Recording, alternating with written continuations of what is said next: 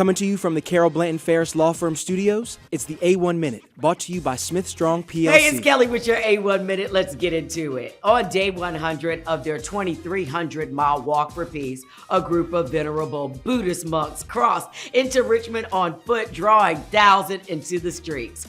Governor Abigail Spanberger, Lieutenant Governor Gashla Hashmi, and Mayor Danny Avula welcomed the group on the steps of the City Hall.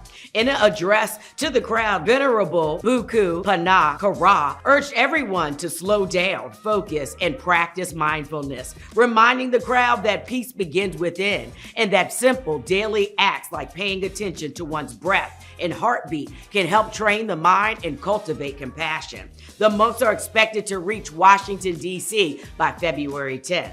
And VCU Vice President and Director of Athletics Ed McLaughlin announced the Rams have fired women's basketball coach Beth O'Boyle, the program's all-time winningest coach, after nearly 12 seasons.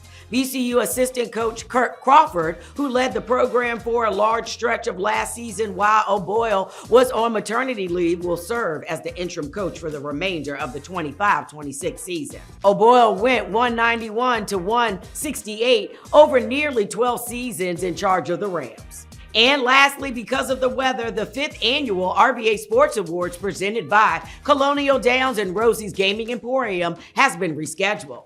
This year's celebrity host will be Olympic gold medalist and World Cup champion goalkeeper Brianna Scurry. The winners will be revealed live at the 2026 RVA Sports Awards show at the Altria Theater, now rescheduled to Sunday, March 1st. Make sure you log on to visit richmond.com for more information. All right, that's it. Make sure you're following Virginia Video Network and RTD News over on Instagram. This episode was brought to you by Smith Strong PLC. We'll be back soon with another A1 Minute.